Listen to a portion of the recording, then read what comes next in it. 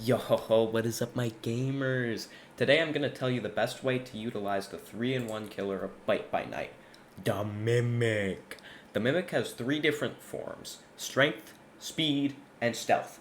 These are all essentially their own character, but are all vital to quick swap between the flow of the game. Starting off, Strength form. This is going to be your least used of your forms through a match, but it still has a clear use.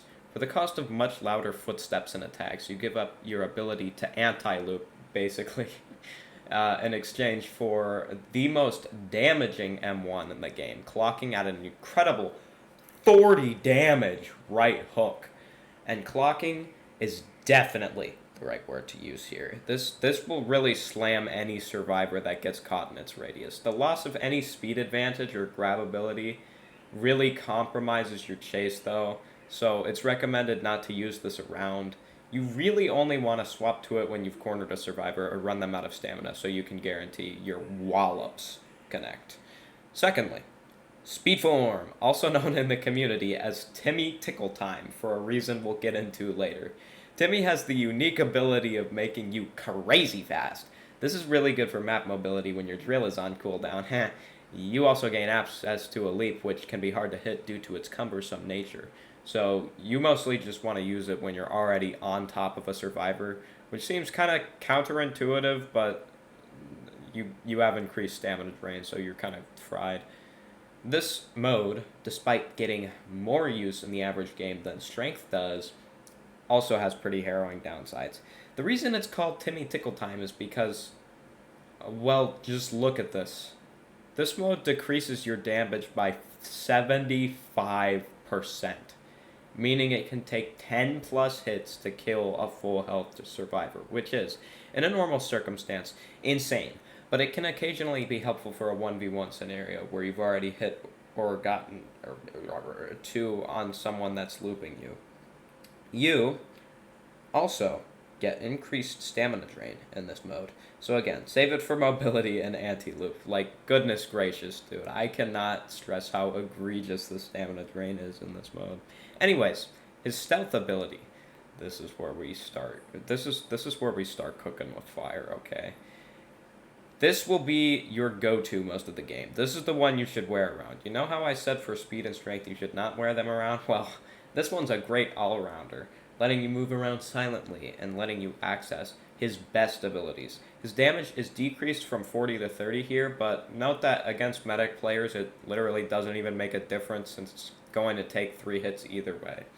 This form has 3 listed additional abilities, but one of them is essentially a required follow-up after a grab, so for our purposes it's more like 2.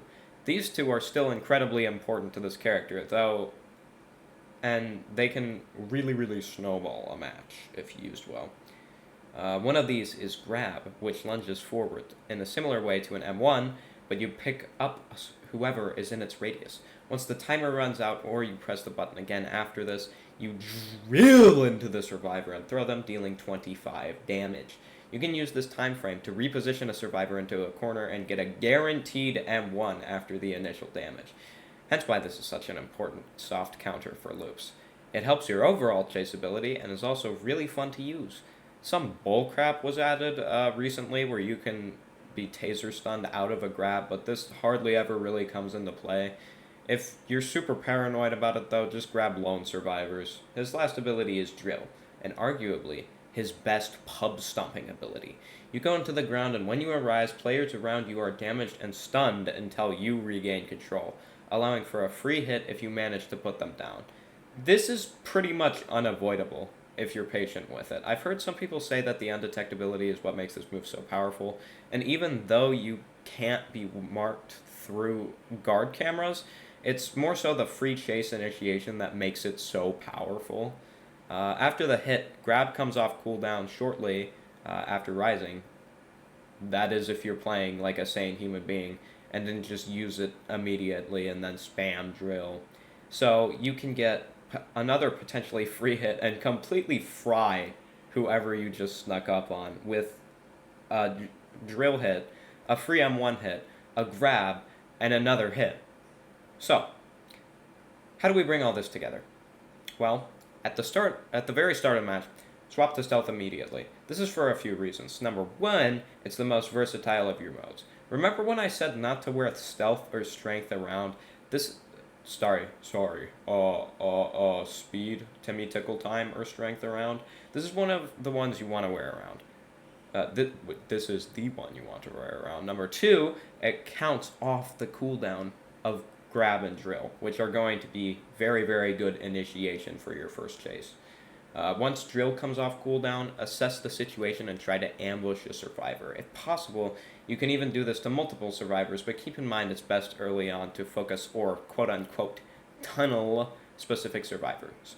It sucks, but Medic's mere existence can basically invalidate hit-and-run strategies in any good lobby. Mid-match, stealth mode's consistency really shines, and this is also where you'll get to utilize the grab attack the most. Try to combo it with your M1s as well as drill, or heck, even leap if you want to swap forms to speed, and you can cook someone a lot faster than Springtrap or Ennard can. Late game is pretty similar to early game. Use drill to find and sneak up on survivors and grab them if they misplay. Lastly, some notes. Mimic is the only killer with no trap abilities in the game currently, so you have to rely on your superior in-chase abilities to top out a match. This does make him a relatively risky pick compared to Springtrap, which in some maps can literally block off exit routes without the need to sacrifice health to traps. However, Mimic has a trick up his sleeve. Drill is the only ability in the game that you are forced to guess on. No, really, think about it. It's an incredibly punishing ability if it connects, and if you're underground, they can hear you, sure, but they can't get a good read on where, like, if you're slowing down or what angle you're coming from. Simply wait for a stopping point and come up whenever they run out of stamina, preferably a little bit in front of them in case they try to make a Hail Mary maneuver. Mimic is hands down the most fun killer in this game, in my opinion. Not having to focus on setup and just getting into the fun chase interactions, which is why you play the game. It's surprising to me that I see him the least in my lobbies, but it's also surprising to me that the community thinks this game is survivor-sided. Disgusting. Anyway, that's all for now. See ya, twins!